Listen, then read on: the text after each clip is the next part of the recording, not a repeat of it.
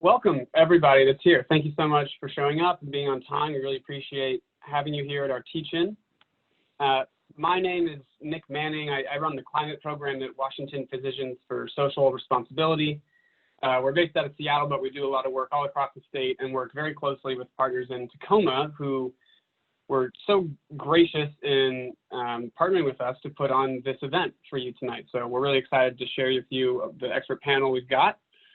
Before I dive into agenda and speakers, I'd just like to quickly go over a few Zoom things. I know we've all heard this by now because we're all kind of getting used to this new age of Zoom with everything, but I think it's worth saying again, as you come in, you'll be automatically muted. Please keep yourself on mute for the duration. It just really helps us to minimize the background noise and it's less distracting for everybody. If you have questions, we really encourage you to ask them. We would love to address them. Please type them in the chat, and we will be monitoring the chat to come back to questions that we may have missed or to address things when we have a pause in a time where we can do some Q&A. So if you got a question, please just throw it in the chat, and we'll keep track of everything and hopefully get around to everybody's questions. And the last thing, logistically, really quick, is that we will be recording this. It's actually already recording and following up later with all of the materials that we present to you, as well as a link to the recording and a password to access it in case you had to get off early or if you want to share this with your networks or what have you. So that's just a little bit of the back end. I'd quickly like to just really briefly talk us through what tonight's going to look like, just so folks have sort of a sense of what to expect.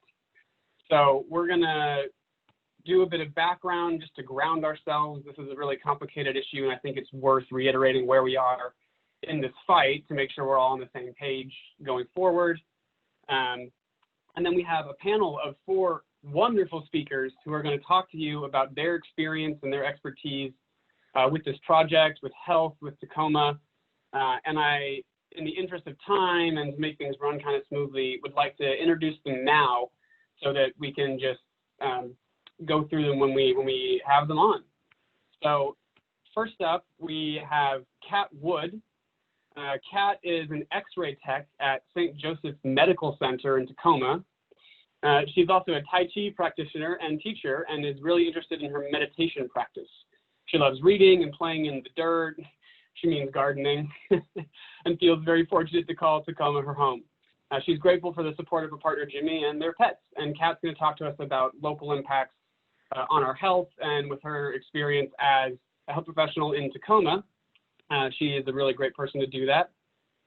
Then we're going to go to Bradley Thompson, who is a registered nurse and psychiatric clinical nurse specialist who works in outpatient mental health services at Kaiser Permanente in Tacoma.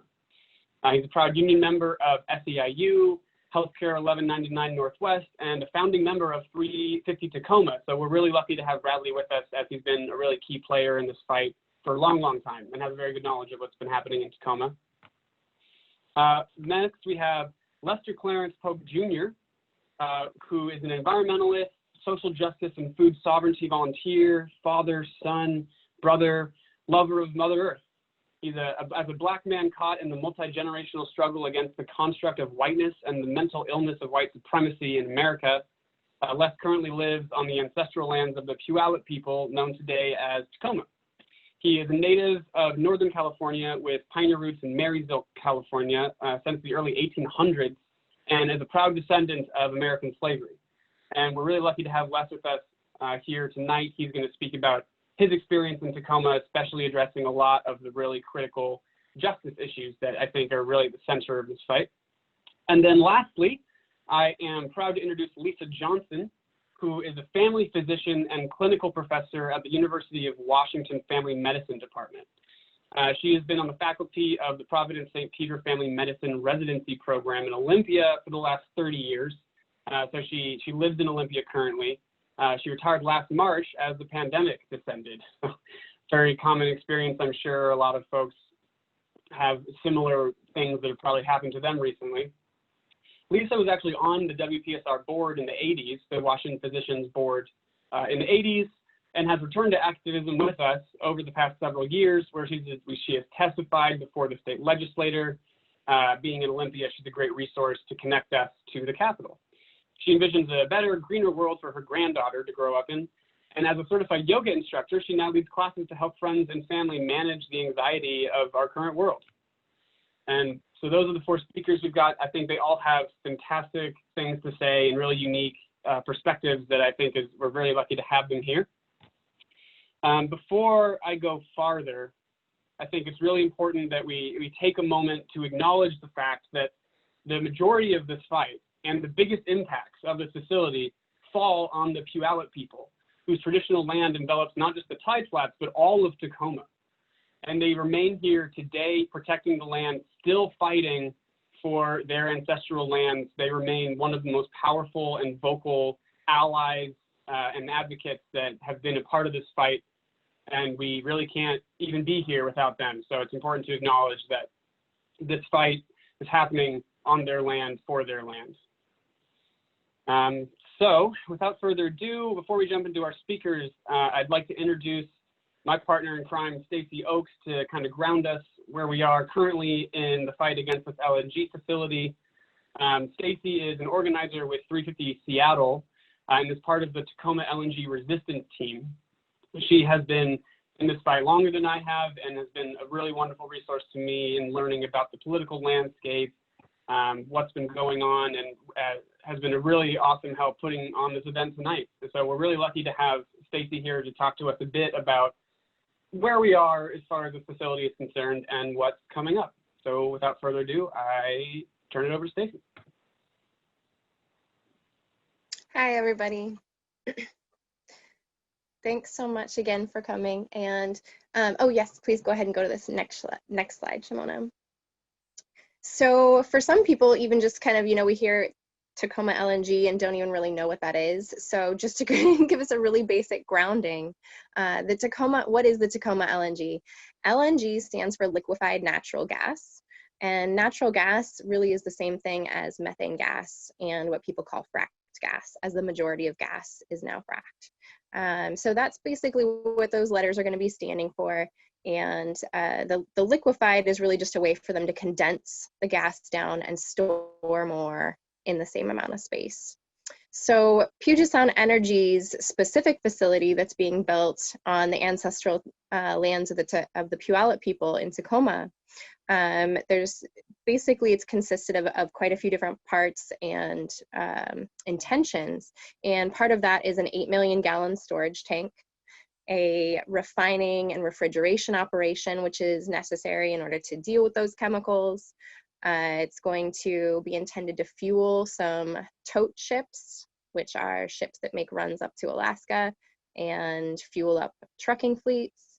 And a majority of that gas is actually slated to go to maritime bunkering operations. If you're not familiar with what that is, bunkering is going to be ships that are going to have basically tanks themselves on it with the gas, and like, to me, basically kind of like a little floating gas station. So we'd be having that out in our Salish Sea as well to go fuel up LNG powered ships in, say, the Port of Seattle and other places. And then technically it's going back and forth on whether it's allowed or not, but Puget Sound Energy also was advertising that they wanted to be shipping LNG by rail as well. And we see President Trump administration trying to make LNG by rail happen, and there's already rail tracks going into that property. Next slide.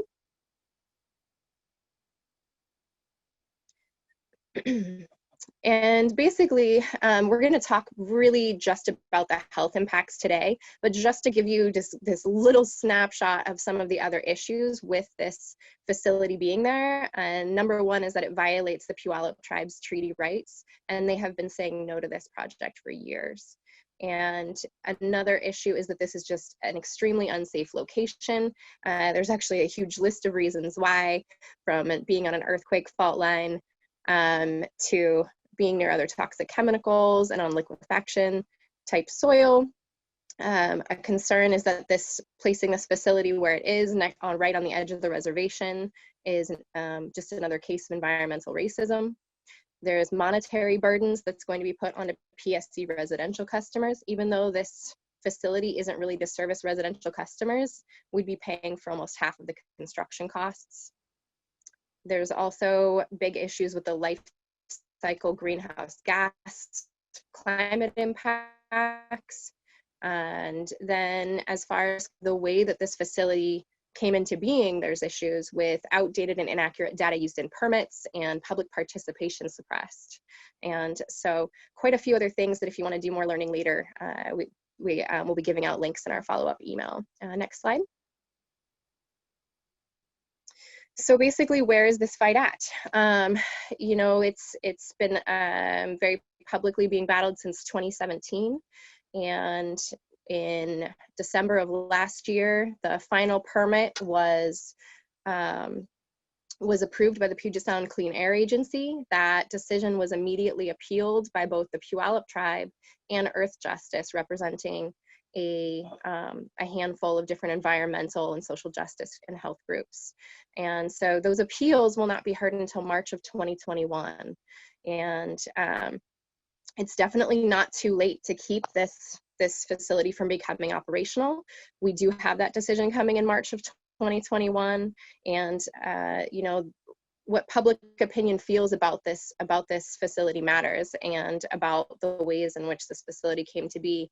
You may notice that even though it was just permitted in December, that the facility looks quite built in this photo, and that's because they started construction 2 years before they had permits to build. And but it's not too late to make sure that justice is seen for this facility.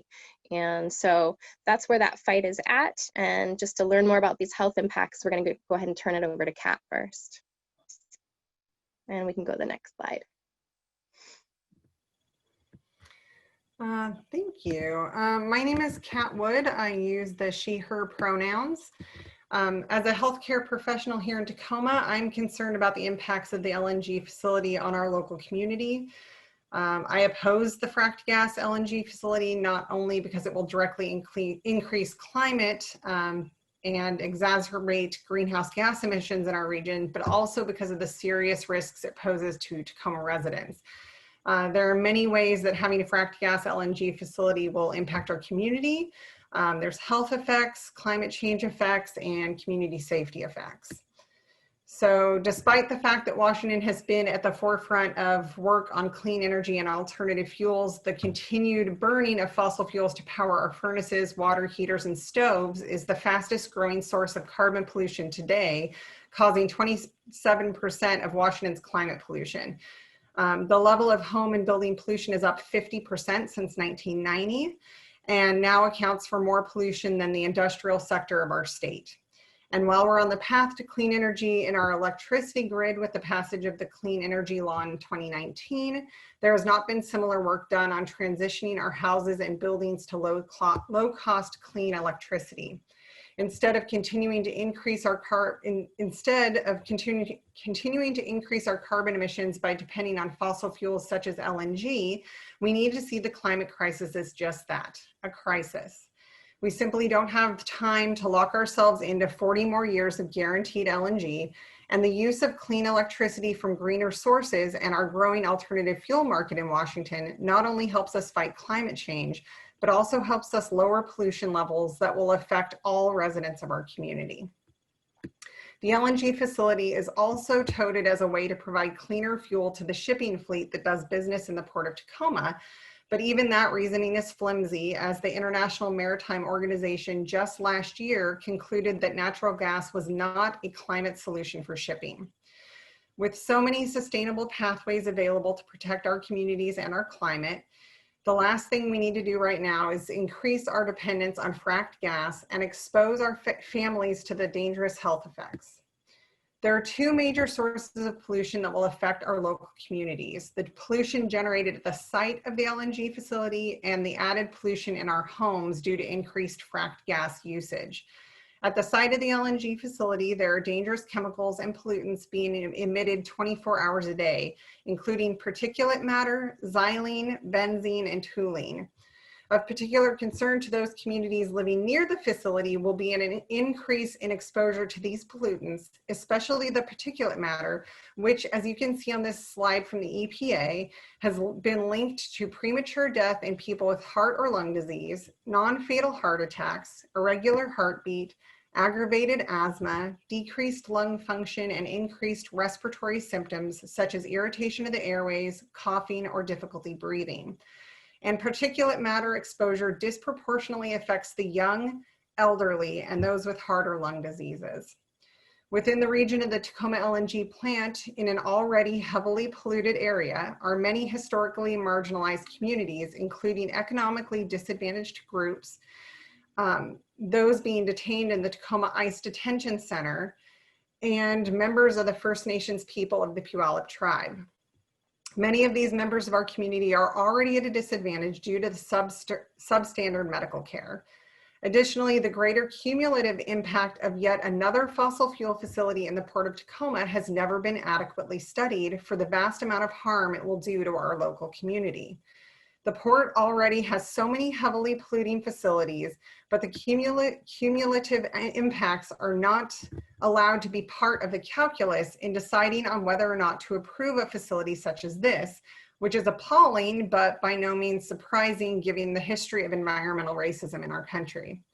I know that if these facilities were trying to be built in the North End or Browns Point, the views of the majority affluent white population would be taken seriously. The health effects of gas-powered appliances in our homes has been shown to have many health effects, especially to children and communities of color. Gas burned in household appliances emit nitrous oxides, nitrogen oxides, ultrafine particles, carbon monoxide, and volatile organic compounds into the home. Nitrogen dioxide decreases lung function and can lead to asthma, and fine particulates can lead to heart attacks and strokes. And children in homes with gas stoves have a 42% increased risk of asthma symptoms. According to data from MIT, pollution from buildings in Washington account for 68% of the premature deaths in the state, more than any other sector, including industry and roads. And particularly relevant in the pandemic we're living through, researchers at Harvard found that for every additional small increase in exposure to fine particulate matter, the COVID-19 death rate increases by 8%. As will be covered in greater detail later, these inequities in air pollution are directly associated with racial and economic disparities seen in our society. And of course, there are many public safety risks to having fossil fuel facilities in and around our communities. On average, over a 3-year span from 2016 to 2018, a gas pipeline incident has killed someone or sent someone to the hospital and or created a fire or explosion every 4 days nationwide. As I noted above, located in the communities around the LNG facility are historically marginalized populations who would face the worst of any explosions, fires, or surface and groundwater contamination should something happen at the facility. And those populations are the people being detained at the ICE detention center, those in the lower income areas surrounding the port, and of course the ancestral lands of the Puyallup Tribe. In areas of seismic activity such as Puget Sound, a pressurized gas pipeline runs the risk of exploding during earthquakes and causing fires. Shimona, if you put up the next slide, please. Our allies at the Puyallup Tribe put out this map showing a 3-mile blast radius around the Tacoma LNG facility, which shows just how extensive a swath of Tacoma, Puyallup, Fife, and Federal Way will be impacted. Our gas infrastructure in the Puget Sound is aging, and this is the time to push for investing in our futures, not our fossil fuel addicted past. As an X-ray tech, every day I see patients who have respiratory illnesses and diseases. I think some of the most scared I've ever seen my patients is when they are desperately attempting to breathe. And right now with the COVID-19, we're seeing more and more patients coming through in severe respiratory distress. And with the addition of another fossil fuel facility, I will continue to watch my neighbors gasping for breath, feeling like they're drowning, even when COVID-19 is over. I also foresee that many among us who have contracted and lived through COVID may still have a lifetime of chronic problems related to the way COVID ravages our bodies, such as organ damage and lung scarring. And I am certain that the addition of a fracked gas LNG facility will compound the damage of chronic post-COVID symptoms to really threaten the health of many of our neighbors. Thank you. Thank you so much for that, Kat. Really powerful to hear from somebody who works directly with people that would be impacted from this facility pretty severely. We have a couple minutes if folks have a question for Kat specifically. If you want to type it in the chat, we can address one or two before we move on to Bradley. If there are no questions, we can just move on. So I'll leave a minute for anybody that wants to type a question in the chat. Someone had asked We about do the have map. one question in there. Oh, sorry, yeah. Oh, I was just going to say that the map is kind of small, so we can put the link in the notes if people want to go to the website. It is a little easier to see when it's close up. So.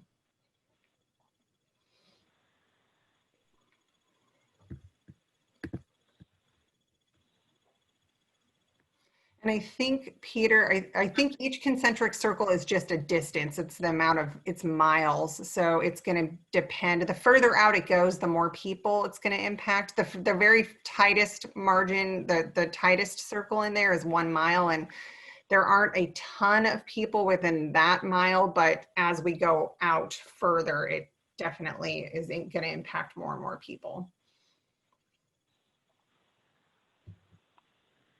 Awesome. Well, seeing not anymore, thank you so much, Kat, and thanks, Peter, for the question. I will save any other questions that we have popping up in the chat and record them for the end to give time for our next speaker, Bradley. So, Bradley, when you're ready, take it away. Thank you, Nick. Thank you, Kat. And thank you, Shimona, for doing my slides. We can go to the next one. So, in nursing, there's a common concept called upstream thinking, which considers the social, economic, and environmental origins of health problems. Rather than just react to a problem with Band-Aid fixes, upstream thinking challenges us to get to the root of the problem and gives people access to information so that they can make better choices in response to environmental health risks. In this case, what's upstream from the Tacoma LNG project are massive landlocked shale rock formations in Northeast British Columbia that contain abundant deposits of oil and methane gas that can only be extracted by horizontal hydraulic fracturing, otherwise known as fracking. Next slide, please. Huge fossil fuel corporations are working hand in hand with politicians and gas utilities like Puget Sound Energy to open up and expand new markets for cheap fracked natural gas, especially markets in deep water port cities like Tacoma. So when we consider the true impacts of LNG, we need to also consider the upstream impacts of methane extraction, processing, and transport on the health economy and environment of the people living and working on the front lines. And those are people in indigenous and rural communities in British Columbia. In Canada, more than 200,000 wells have been fracked for shale gas and oil, primarily in the provinces of BC and Alberta. It's estimated that 80% of all new oil and gas wells in Canada are fracked, and Puget Sound Energy plans to source 100% of its gas for the Tacoma LNG project from BC. So we know exactly where their gas is coming from, and we know that most of that gas is fracked. Next slide, please. So fracking, you may already be aware, is an extraction method that blasts a high pressure slurry of water, toxic chemicals, and sand thousands of feet deep into shale deposits to break apart the rock and release previously inaccessible oil and natural gas deposits.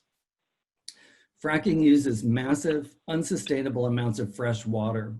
In BC, a single frack requires anywhere from 10 to 200 million liters of water. Most of that sourced from rivers, lakes, and beaver ponds. There's no method in the gaslands to safely treat contaminated fracking wastewater, and so it's discarded like toxic waste, either in tailings ponds or by injecting it deep underground into bedrock, where it never returns to the water cycle again. Many of the chemicals used in fracking are not disclosed, but of the ones that we know about, many have significant health impacts. In 2016, a Yale study found that of the more than 1,000 chemicals identified in fracking fluids, 157 were deemed toxic to the reproductive system or human development, or known to be endocrine disruptors. Governments allow companies to classify fracking chemicals as proprietary trade secrets, so communities and workers don't even know what they're being exposed to. Frack gas, when it comes out of the ground, is a mixture containing methane, volatile organic compounds, particulate matter, and nitrogen oxides. Among these are benzene, which is classified as a carcinogen with no safe levels of exposure, toluene and xylene, both of which have detrimental effects on the nervous system. Radioactive materials can also be dredged up with the gas, where they can expose humans and other forms of life to radiation, sometimes miles away from the fracking sites. Residents that live nearby or downwind have reported a number of health problems, including eye and throat irritation, frequent nosebleeds, extreme hair loss, unexplained rashes, chronic coughs and lung congestion, and extreme fatigue. A 2019 review of health studies found the strongest evidence for adverse impacts on pregnancy, birth outcomes such as high-risk pregnancy, preterm births, and asthma exacerbation. Earthquakes can be triggered by the injection of fracking wastewater into deep wells. Between 2017 and 2018 in Canada, fracking industry triggered more than 6,500 earthquakes, greater than 0.8 magnitude in the region. A magnitude 4.5 earthquake in November 2018 shut down all fracking operations for 30 days, and after they investigated, was directly attributed to fracking by the BC Oil and Gas Commission. Next slide, please. So Indigenous and rural communities near oil and gas development can experience a boomtown effect when there is sudden growth in population and economic activity, followed by a hollowing out of the community once the resource is depleted. The rapid changes from this influx of people, predominantly young, unattached males, can lead to increased rates of substance use, violence, and the phenomenon of missing and murdered Indigenous women and girls. A 3-year study specifically cited man camps, rotational shift work, substance use, economic insecurity, and a largely transient workforce as contributing to increased violence against Native women in communities near fossil fuel infrastructure. Indigenous people in Canada, who often have poorer health status than other populations, are among the people most frequently and deeply affected by fracking, which impacts their traditional food supply and disturbs the lands and waters that support their health and well-being, which are also at the core of their cultural and spiritual identity. Caleb Bain is a young Fort Nelson First Nation member who said the following about the engagement between First Nations and colonial settlers. First, they came for the gold and furs. Then they came for the trees. They came for the land. Then they came for what's beneath the land. And then they came for the water. Next slide. The Enbridge, so how does that gas get here to Tacoma? So the Enbridge BC gas pipeline stretches nearly 1,800 miles from Fort Nelson all the way to the US border. From there, it becomes the Northwest Pipeline, owned by Williams companies, their primary artery for gas transmission in the Pacific Northwest. This massive pressurized gas pipeline runs along the I-5 corridor and connects to a local distribution network that carries the gas to the Port of Tacoma. And last slide, please. Gas pipelines come with their own set of risks, property rights issues, and adverse environmental impacts, and gas is leaking all along the supply chain from the fracking wellhead to the final point of combustion. These pipelines literally connect us here to others who are also fighting to protect their communities from frack gas development and the health, environmental, and climate risks that it represents. And I'll stop there and see if there's any questions.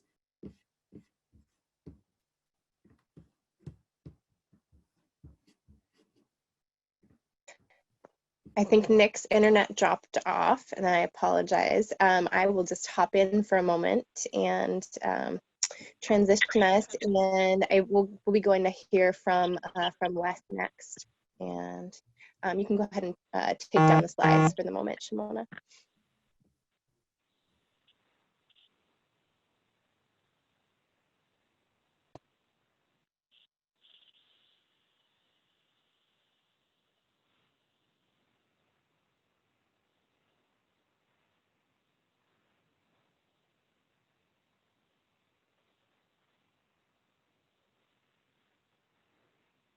Oh, it looks like Les might have accidentally dropped off for a moment. So actually, I believe we'll go ahead and go to Lisa. And then when Les pops back on, we can come back to Les. And then, so actually, if you could put the slides back up, Shimon. Thank you.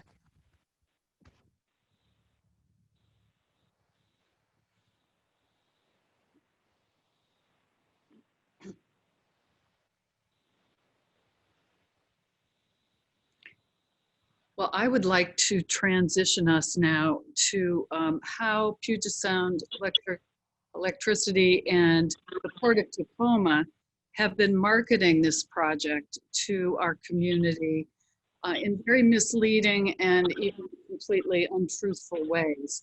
So I'd like to go through some of their claims and refute them based on information from Earth Justice and other resources. So from their website, I obtained all these statements. This one says Puget PSE claims that air quality will improve using LNG in ships compared to the current diesel marine fuel. Maybe that's true, but these improvements are only accounting for putting fuel in ships, and no other aspects of the site or its functions are included in this claim. Next slide. And as Kat and Stacy told you, LNG is primarily methane. It's a climate disaster. It's carbon dioxide, CO2 on steroids, and has multiple high greenhouse gas emissions of particles and gases linked to many human illnesses. They claim that British Columbia fracked gas is cleaner, but it is no cleaner than American fracked gas. It's a similar process, and they don't at all talk about the pollutants that are left at the fracking site that Bradley talked about a minute ago. There is no recognition of these other sources of greenhouse gases that would be emitted close to these dense neighborhoods near the site in Tacoma and the Northwest Detention Center. Next slide. PSE claims that LNG is a step in the right direction because it's a bridge fuel, but they average all the emission reductions over a 40-year period, during which fossil fuels will become outlawed, basically, in Washington due to recent legislation. As well, the shipping industry is already converting to electric and hybrid electric vessels and other technology. So this throws out the bridge to LNG. And as Kat mentioned, the International Maritime Organization concluded last year that LNG is not a climate solution for shipping. Next slide. They say that if LNG were to spill during fueling of ships, it would turn into a vapor that disappears, kind of like the coronavirus, if exposed to air. It would have no lasting effects on our waterways or our marine life. They also claim that they will treat nearly 100% of the stormwater on the site before it enters the Salish Sea. Next slide. So the real potential on marine water is much worse than that, in my opinion, and others. This project has morphed from just supplying gas for homes in winter to powering ships with LNG, to possibly even filling tankers with lots of liquid LNG to carry it through our Puget Sound. Methane leakage from these marine purposes is highly underestimated, which could impact water quality and marine life, including our endangered salmon and our endangered orcas. And gee, they say they won't treat all the stormwater. That's kind of lame, really, since they produced it. Next slide.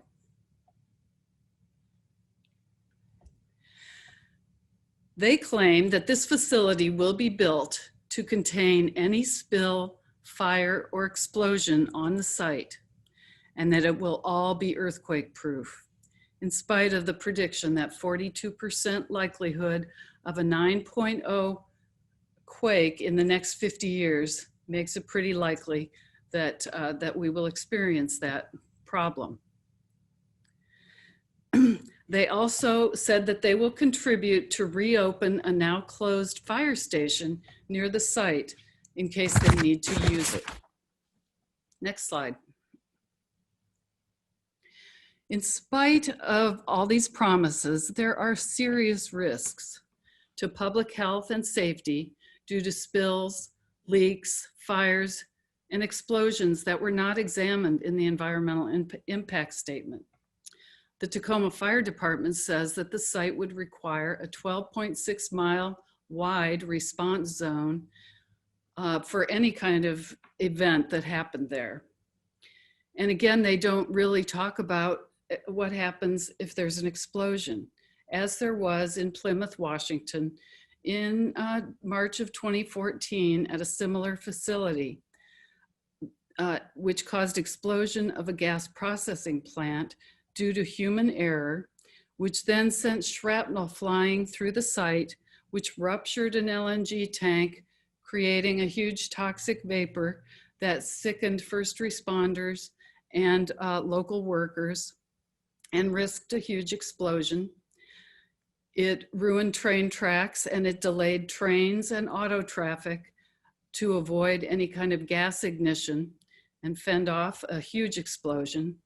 And residents within 2 miles of the site were evacuated. Next slide. So Puget Sound Energy's tank will be sited, as we've seen, in an industrially zoned area that is, they say, not close to residential areas. But as you could see in the slide that Kat showed and reproduced here again, the site is the little yellow dot in the middle of the circles, and all the browner areas are areas of different densities of population going from 1, 2, and 3 miles out from the site. So it is more than just an industrial zone. Next slide. So the real safety concerns are that this facility would expose the South Sound community about a mile plus from the site, including the Northwest Detention Center, which has no significant evacuation plan, as well as Puyallup tribal members who should own this land, to grave safety risks from explosion hazards, toxic air pollutant emissions, all adding to the pollution burden in an already heavily industrialized and primarily low socioeconomic neighborhood. Next slide. And finally, I want to talk about the carbon pollution from buildings, which has been discussed a bit before. As Kat said, the carbon from this so-called natural gas is used in furnaces, water heaters, stoves, and dryers, and accounts for more premature deaths than any other individual sector in Washington, more than cars, which surprised me. This Tacoma facility would pipe LNG to homes during peak cold weather demands in the winter, at least for a short period of time. But Washington is committed to an 80% reduction in carbon pollution by 2050. And that relies on decreasing gas in buildings by at least 85% and making them all clean electricity. Our electricity is cheap, clean, and abundant. So why not use that instead? In fact, I hear there is a resolution effort in Tacoma to build an all-electric new commercial buildings, which I think we could all support. Next slide. So finally, my summary is that this LNG project will contribute to both world climate change and to less healthy and safe water, land, air, and community. And it's being marketed as safe and clean in a very untruthful and misleading way. So please don't lock us into more fossil fuel use. We need to tell PSE and the Port of Tacoma what they're doing and that we're on to them. So thank you very much. Thank you so much, Lisa. Hey, everybody. I'm back. I'm sorry about that. We're all adapting to what work and professionalism looks like when we're all remote. So I apologize if this cuts out again. I seem to have a more stable connection and we'll try to keep it going. But if my voice suddenly cuts off, some of the other fantastic organizers here, I'm sure, can pick up the slack. It seems like Les is back on, I believe. And so would really love to give Les a chance to speak. Could we please turn off slides for a moment? We can all see our beautiful faces. So it seems like we're doing pretty well on time, but I think I'm going to forego any specific questions to Lisa until after we give Les a chance to go, and then we'll come back and address all questions. But again, if you have them, please feel free to type them at any time in the chat, and we'll be recording them so that we can return to them. And now I'm going to shut up and let Les take it from here. Greetings, everyone present here. Can you hear the sound of my voice? Respect and honor to the Puyallup peoples and Coast Salish tribes. Thank you, 350 Seattle, for hosting this event, and thank you all for showing up. It's a lot of information to process for a lot of us, you know, the data, the science, you know, and in these times under duress with so much to worry about, you know, how do we connect all this information with the majority of us, you know, out here struggling to live through the systematic racism that supports the construct of whiteness. It's financed by these industries that we've received so much information about tonight. You know, the degradation, the environmental racism, the social injustice, you know, the marginalization of peoples. You know, we had the information about the asthma rates, and you know, there's 600,000 people in the state of Washington that have asthma. 120,000 of those are children. 5,000 people are hospitalized each year due to asthma. And 100 people a year lose their lives to asthma.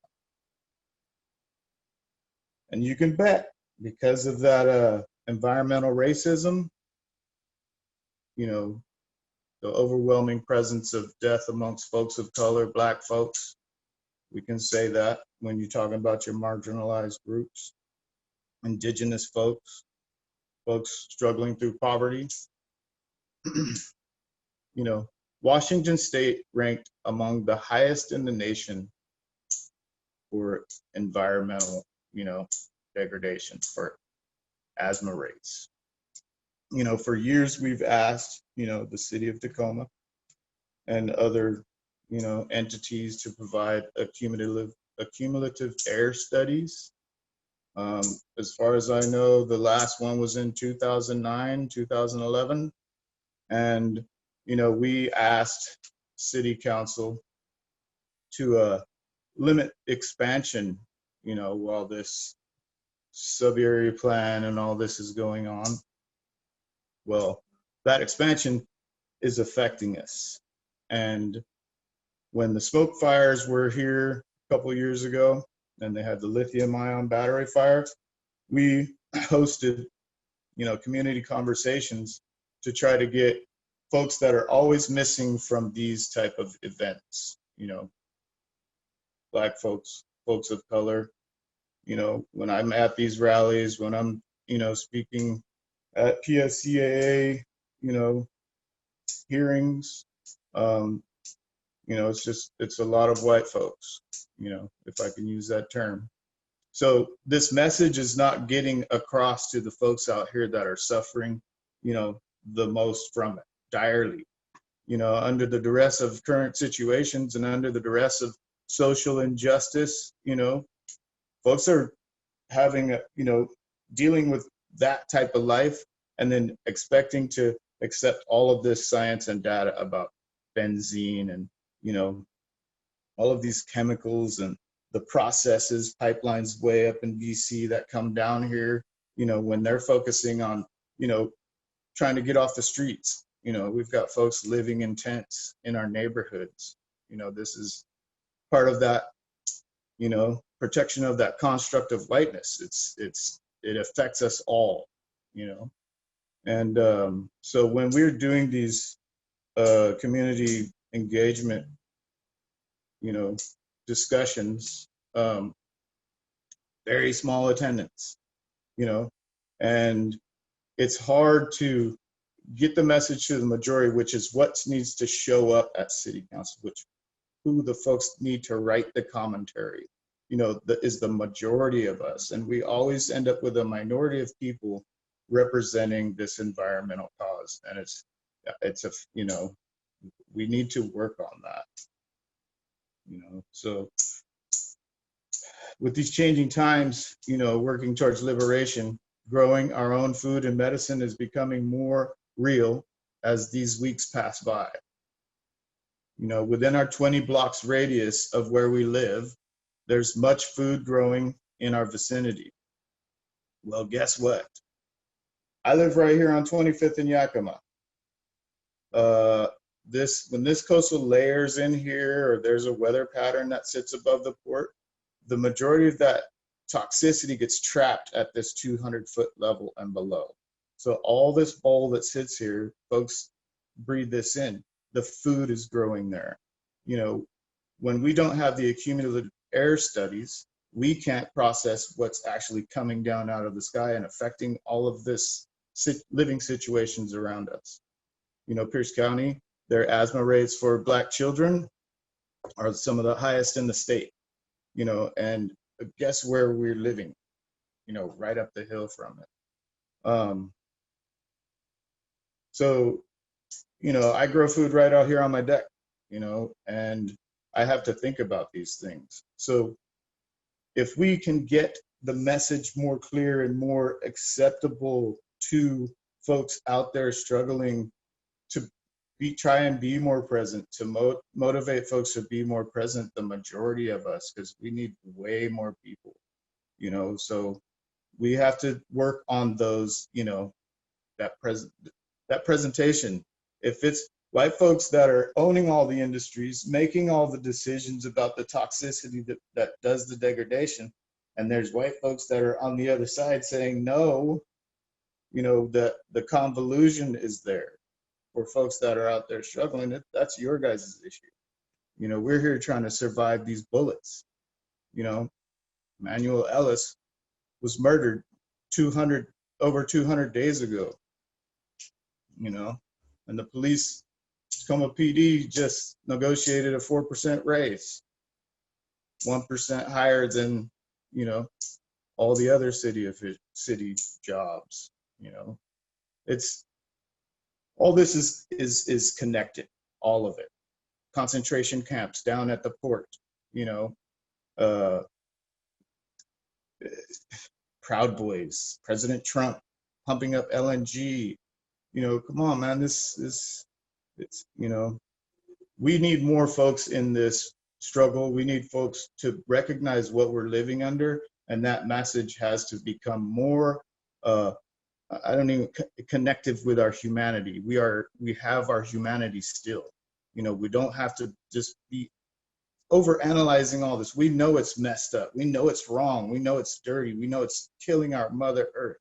But how do we get that message to everyone? You know, that's the work. And that's what I got. You know, we got work to do. This is about liberation. It's about liberating our humanity from those constructs that are destroying our humanity, you know, because that construct affects us all. So when we talk about the Puyallup Tribe, you know, battling for their ancestral lands, you know, right in front of the whole city, you know, everyone should know about this. Everyone should know that there's a 8 million gallon, 348 billion gallons of methane gas going to sit right on the port if this thing goes through. We have to stop this. This is ridiculous, you know, just the vastness of it. You know, it's affecting our whole earth, you know, all of that extraction and, you know, so I added a little bit more, but but we got to get more connectivity. I believe it's in music and through prayer we can get a little bit closer to, you know, a better connection. I think that's a word. Peace and love, y'all. Thank you so much, Les, for sharing that. It really is a message that is not heard enough, and at least in my circles personally, I don't hear it enough. And so I really appreciate you being here and sharing with us your experience. Now, since we have the end of our speakers, I'd like to first off thank you so much to our wonderful panel who has given their time to us to be here and share their expertise, has worked a lot on the front end to prepare these remarks and bring them to you. We really, really appreciate all four of our awesome speakers for giving their time. So thank you so much.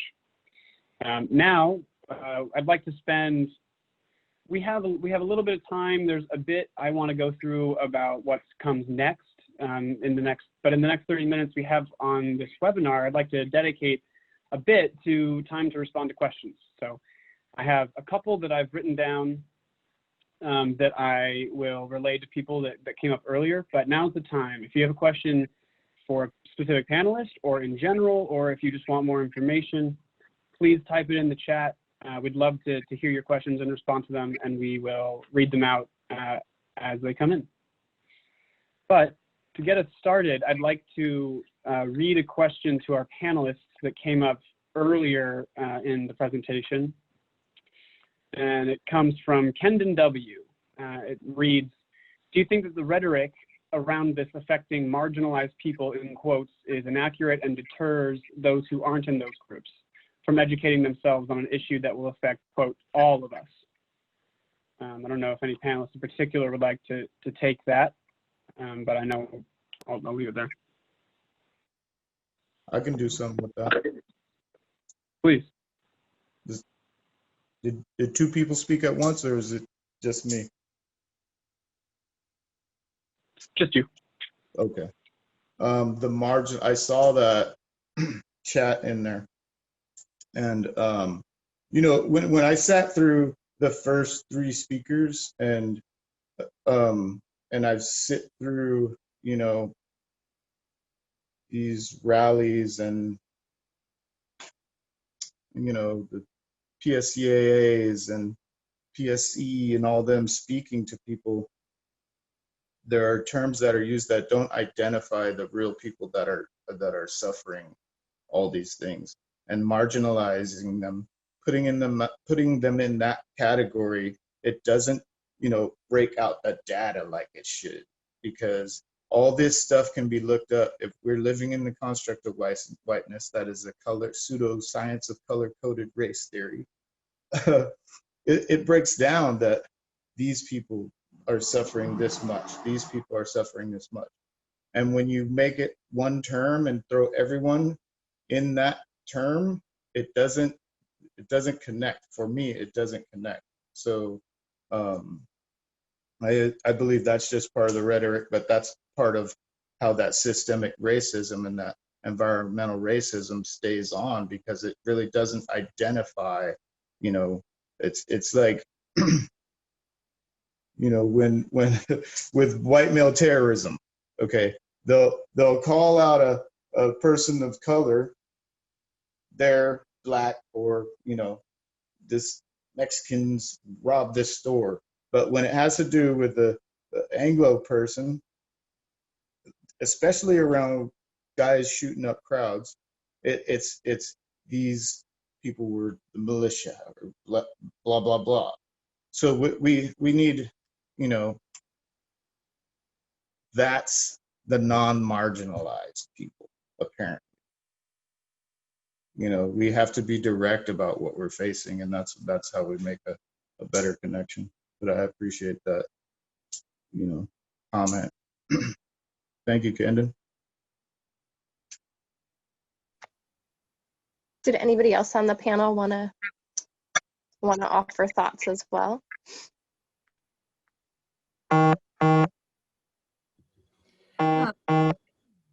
I thought it was a very good question, and I think your point is well taken, Kendon.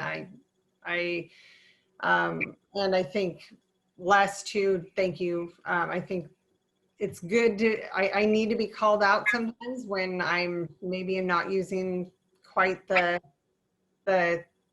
right words that need to be used in those circumstances. And so I take your meaning, and I thank you.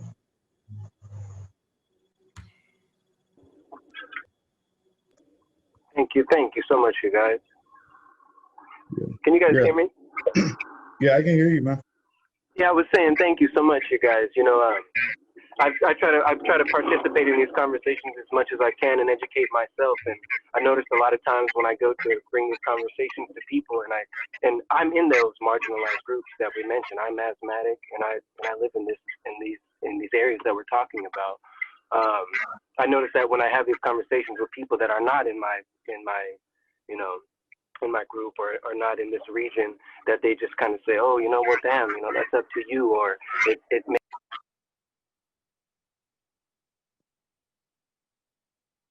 Oh, you slipped onto mute. Sorry, here we are.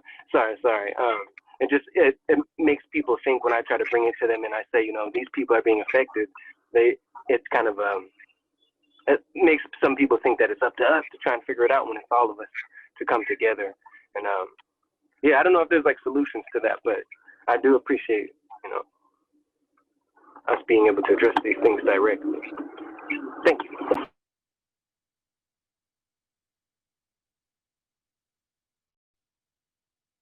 Yeah, and for me, it wasn't even an attempt at call out. All it was addressing the rhetoric that is systematic, you know. And if that's call out, that's what it is. But I need, you know, in order to get this message across and get folks involved, it needs to be, you know,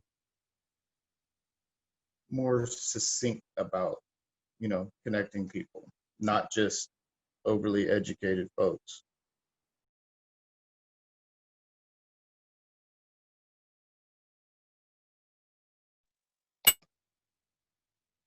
Absolutely. Yeah, I appreciate everybody's thoughts on this, and love that Kendon really brought this up.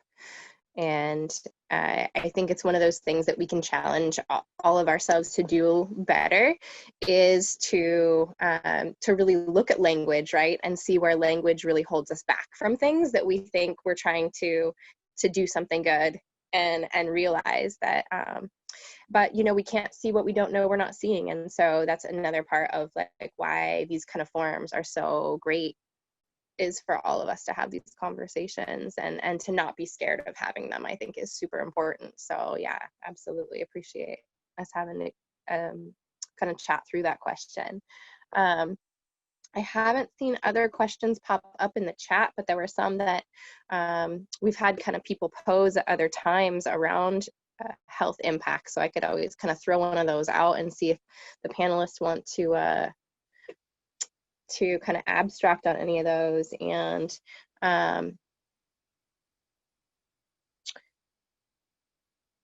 so one of the questions is, you know, are there systems in place in Tacoma to support those most affected by exposure to the facility cope with its impacts? And so that really is more of a question about, like, is Tacoma preparing and ready to deal with the impacts of this facility, and like we talked about, already having an extremely toxic area where this is being built?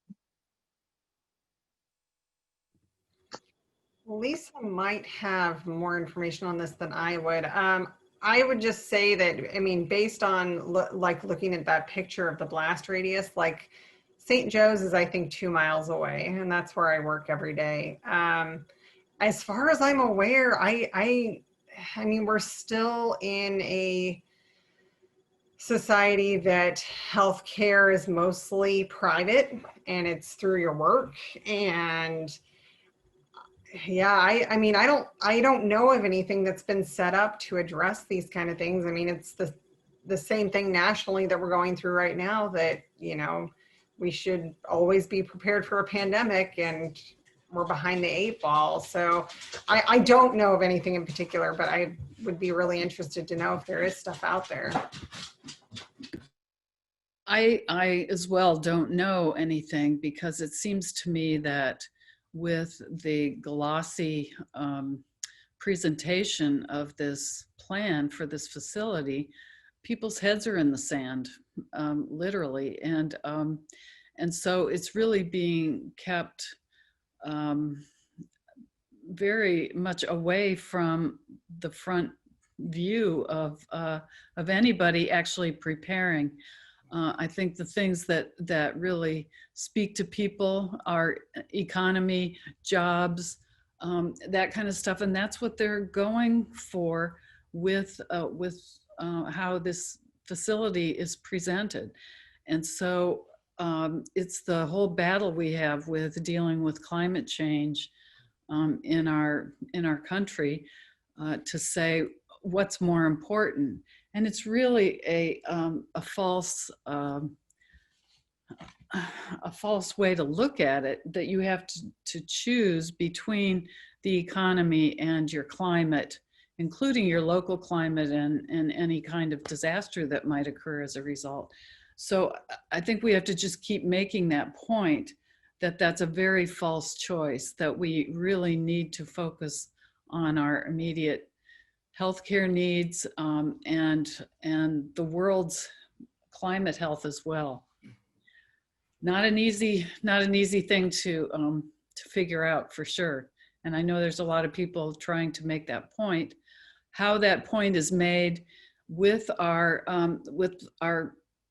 lower income populations who need jobs is really another challenge, I think, to get that through. And I hear supporters of, if I can just say it, Trump supporters saying that that they're really supporting him because he brings them jobs when our world is being destroyed is really disheartening.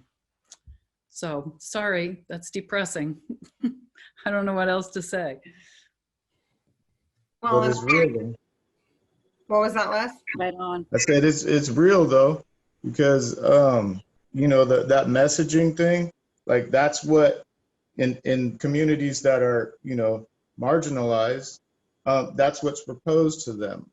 These jobs, you know, build a Walmart over here because there's going to be jobs, you know, build whatever over here, there's going to be jobs, but those jobs never pan out, and most of them just create more low wage jobs. But the politics around it, you know, especially in Tacoma, there's so much politics here. It's and the ties between the fossil fuels industry and, you know, how the public's, you know, mainly uneducated about the decisions that are being made against their best interest, you know. And it's I mean, look at the voting rates, like 13 to 23% of people in Pierce County vote, even in local elections.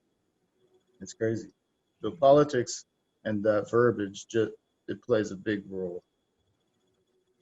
Well, and I think going off of the jobs there, I mean, Washington is one of the leaders in the nation for solar jobs, like building, installing, all of that kind of stuff. So every time the argument is made that like these are going to create jobs, the numbers of jobs they create are very low, and they're not necessarily very well paying. But, you know, jobs in the solar sector are good paying jobs. We just have to get them here. So I think that's kind of something we're facing.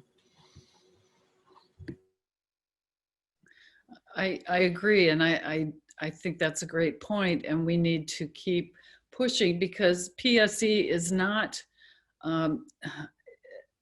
unaware of that, and they do say that they are trying to diversify their power sources. And so to keep pushing them on developing greener, cleaner sources, maybe that's an answer. I don't know.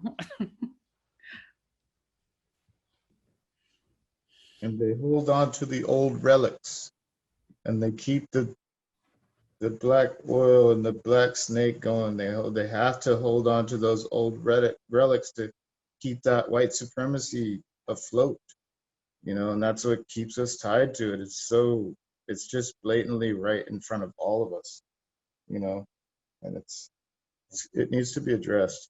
And, you know. Should we let Barbara talk? She's raising her hand.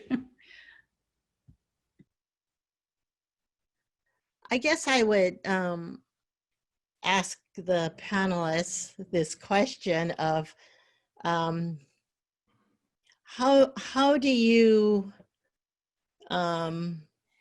think people of color, people living on Hilltop,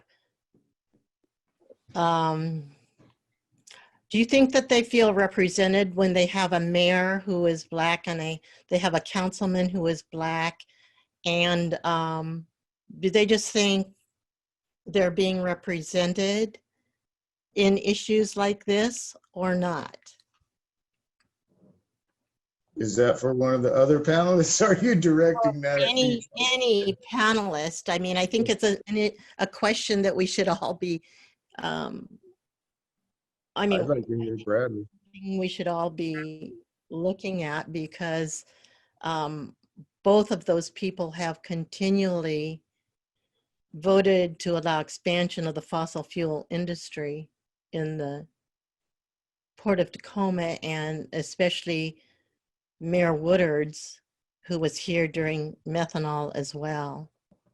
And you know, she's a wonderful, kind person, but she is allowing all of these things and has been a part of bringing all of these things in. When she campaigned, she supported LNG. And she outright said that. So the issue is, I think a lot of people of color think that they're being represented when I don't think they know that they're not necessarily being represented in terms of these environmental issues. I think something that gives me hope has been, because we've engaged a lot in with the Maniellas killing, trying to seek justice, working with Tacoma Action Collective and other groups there, and participating in a lot of rallies and a lot of marches. And I think the thing that gives me hope is finding the common threads, that it's not about, it's not even necessarily about the mayor and Keith Blocker, it's about the whole lot of them who don't, you know, the same issues come up where they're not listening, they don't represent constituents, they don't, you know, meetings are held during a time when I have to work, so I can't participate in most of those meetings. And I get the sense other people are figuring out the game that has kept this city stuck for so long, where people in positions of power, people, you know, lobbyists, people with money, Puget Sound Energy, have a voice at the table. They have an ear within city council, but the constituents or people outside do not. And I think what you know, the thing that gives me hope is that I feel like we're all kind of looking at each other going like, hey, wait a second, this is the game that's being played, and we're all starting to see it together. And I think the more we come together and kind of join as coalition, the more we might actually be able to disrupt that or impact it or vote in a new panel of city council members, which is what I'd like to do. Maybe can we get one more quick comment from any of the panelists in response to these questions? I'm sorry I had to cut out again. I'm having a lot of issues with my Zoom today. And then I'd like to move on to give a little bit of time to do just the last segment of what we got on deck tonight. So just a couple minutes if there's one more question, and then moving on.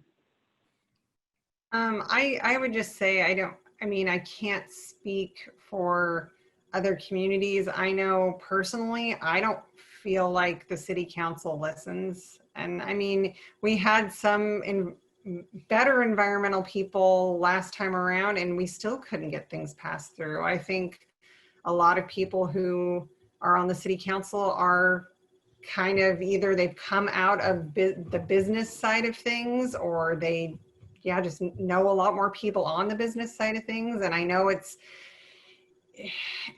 terrible, I think, to put all of your energy into keeping your job. But I feel like that's what it ends up being, is they know that if they kill jobs, they're going to be out the next time around. And I don't know how to make the voices of the rest of us any bigger than we have been, but towards them knowing that they're going to be held accountable. I mean, the problem is PSE has skipped every step along the way and they've been allowed to do it. And there isn't a whole lot of recourse. Like, we've been fighting, we've been doing what we can do. And unfortunately, when you have big entities with a lot of money, they can just roadblock you at every step. And we just have to keep fighting. If we've learned anything from our brothers and sisters at Standing Rock, we have to keep fighting. We have to do what we can. I think that's a good note to end that segment on. Thank you guys so much for your thoughtful questions and responses. I hate cutting off this conversation because it is so productive, and this is really the meat of why we're here. And I love listening to you guys, and this is really an awesome experience for me personally.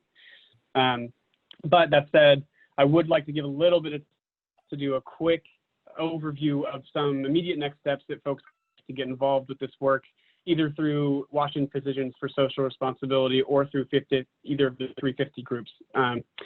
I will be brief, but I think it's important just to give people an outlet to direct some of the energy that we might have mustered up tonight. So can we please put slides back up on the screen?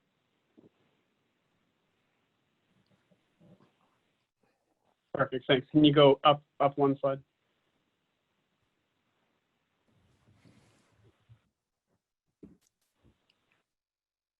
Awesome, thank you. Okay, so really quickly, thank you all again so much for being here. I think this conversation needs and should continue, and we really want to engage as many people as possible in this fight. It's really important work. And as we've heard, it's complicated, and it just takes people. It takes people power. So I wanted to throw our emails up on here and encourage everyone here to get in touch with us if you'd like to learn more about anything you heard tonight, if you have further questions, or if you want to get involved with some of the things that I'm going to throw up on your screen briefly just for the next couple slides. So these are our emails. Please, please, please feel free to reach out to us with any questions you have. Slide, please.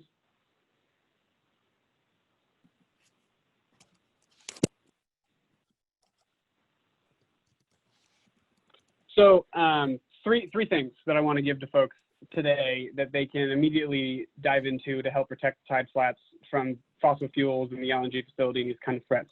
The first, I'm really going to quickly go over the interim regulations process. There's a hearing next week to renew the interim Tideflats regulations that essentially is a moratorium on new fossil fuel infrastructure.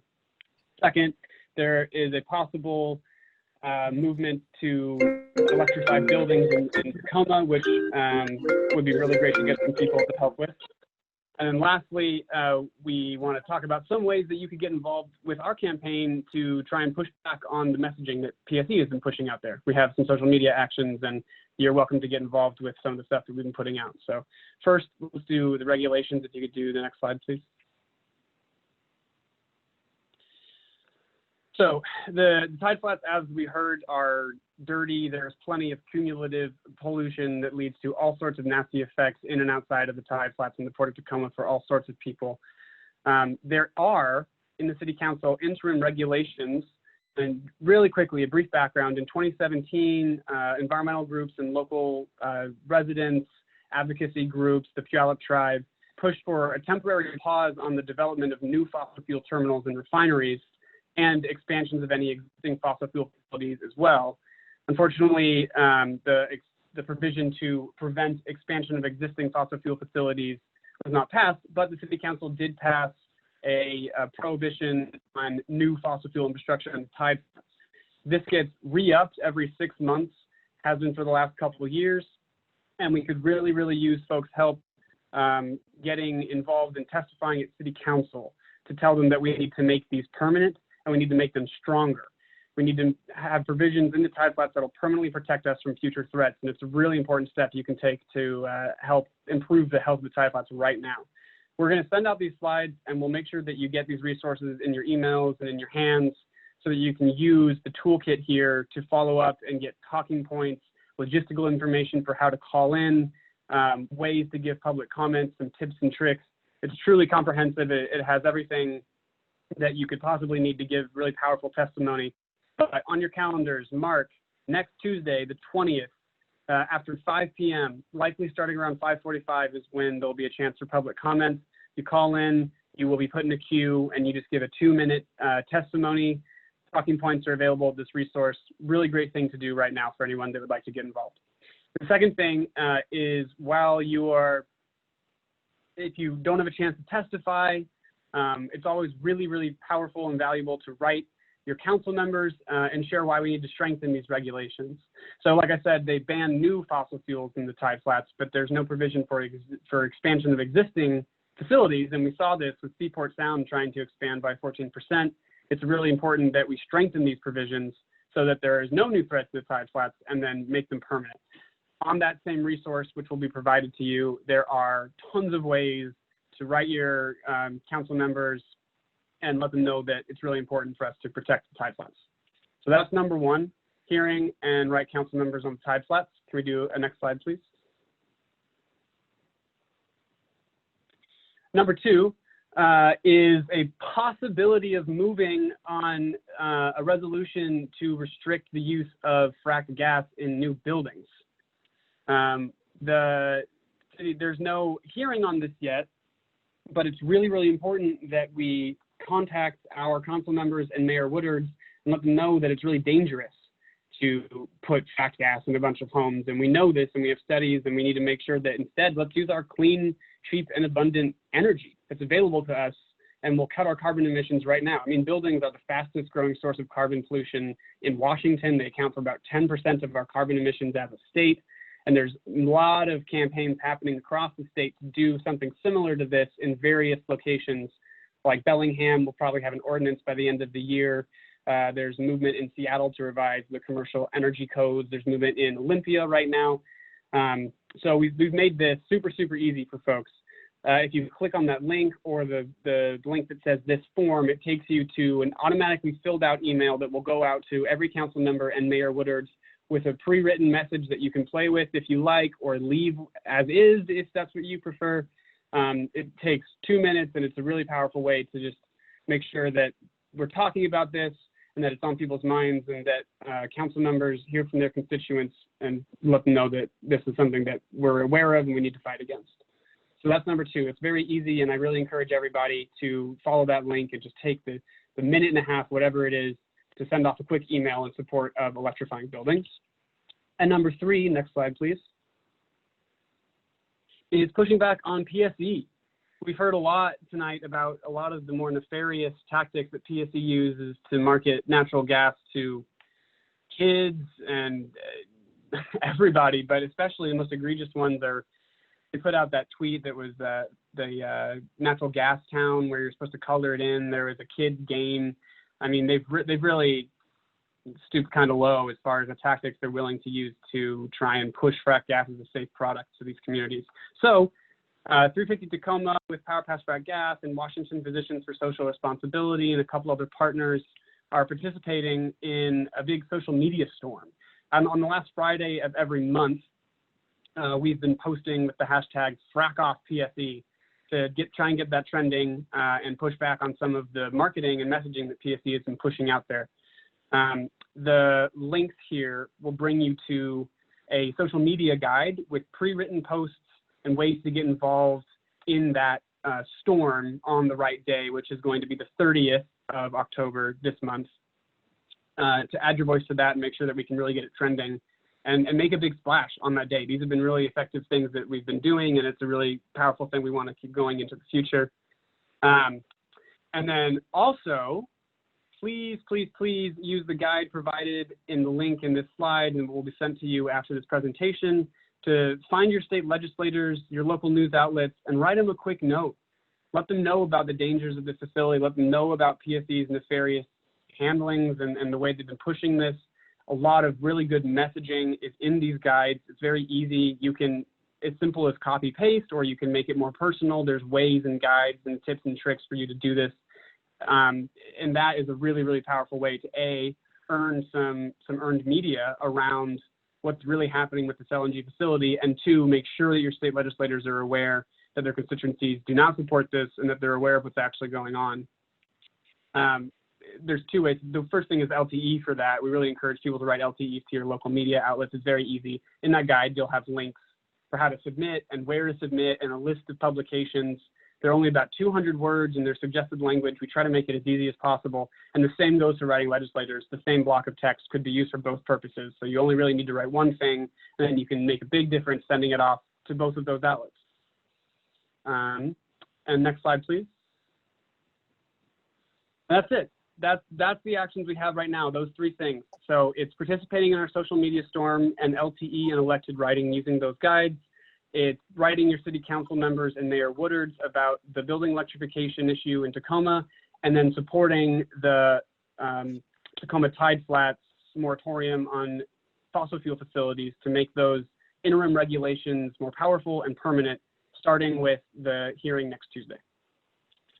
And if 2 people, 3 people do all 3 of those things, that is a huge help. So I really encourage you all to get involved, and I hope that kind of lit a fire under your feet a little bit in this webinar. So I promised that would be fast. I'm sorry it wasn't as fast as it could have been, but we have 3 minutes. So hey, Nick? I think maybe, yeah.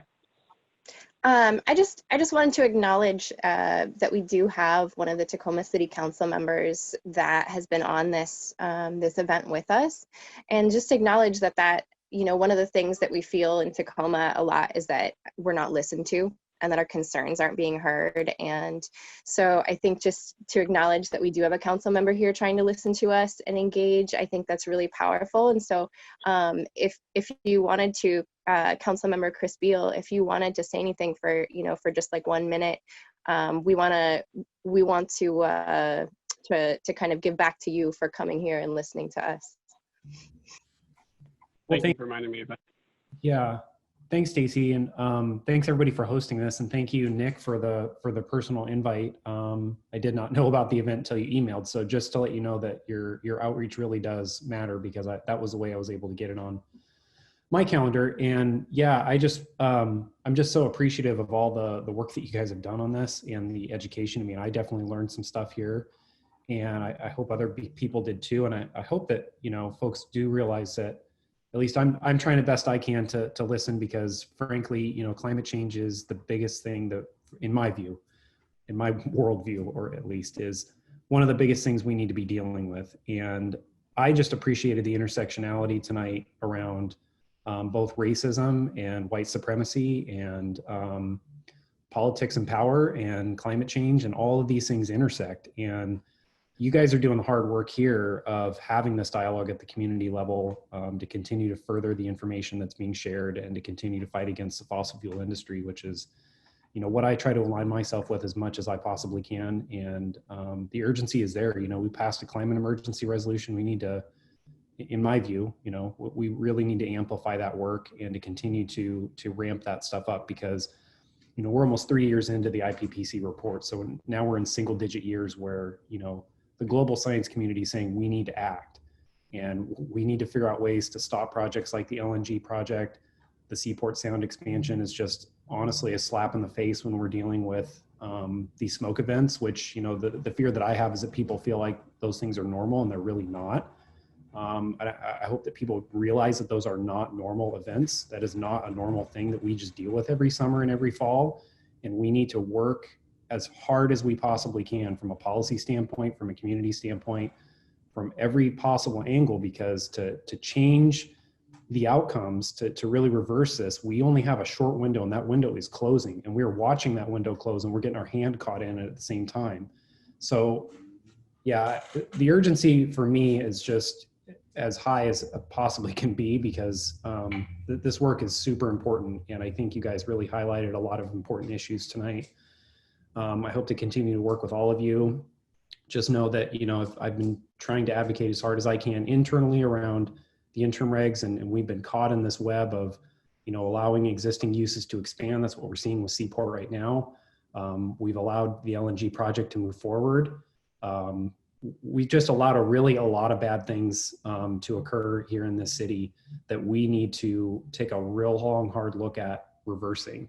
And yeah, we got a lot to go. And I appreciate all of you guys talking about this. And then finally, I just wanted to say thank you for amplifying that message on the building electrification work. And thank you, Nikki. I know you're on the Sustainable Tacoma Commission, and the commission is really working on that right now. That is sort of the next fight I see as it comes to fracked gas. You know, if we can't get the machinery of the city moving in the direction of opposing LNG, then at least we can start going at the source, which is, you know, the use of fracked gas in our homes and our buildings. And maybe we can, that's the next battleground that we can look at fighting against fracked gas, is to say, you know, these type of things are not going to be allowed in particularly our public buildings, which I think is an obvious yes. But the next fight will obviously be, you know, do we need to look at legislation around commercial and residential buildings? There's a lot of really good reasons and efficiency reasons and clean energy reasons that we need to do that work. So thankful for all of you guys, and I appreciate the opportunity. I didn't want to call out any attention, but I know there was a lot of discussion about council members tonight, and I just wanted to put in the chat that, you know, I'm here to listen. If anybody wants to meet with me, my email's there. It's on the web, and you guys can call or email me anytime. So thank you. Thank you so much, Chris. We really appreciate you being here. It's awesome to hear that, you know, there are people listening. There is movement to this. There is momentum. And there are ways forward for us if we can just commit ourselves to really sticking with this.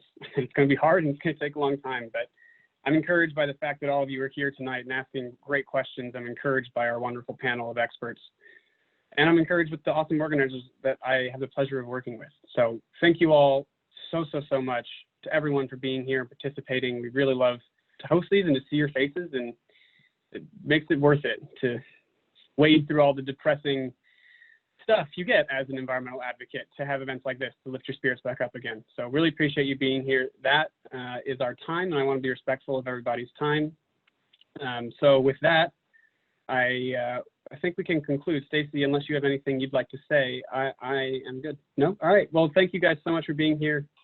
And we really, you know, we'll see you soon, hopefully. Thanks, everybody.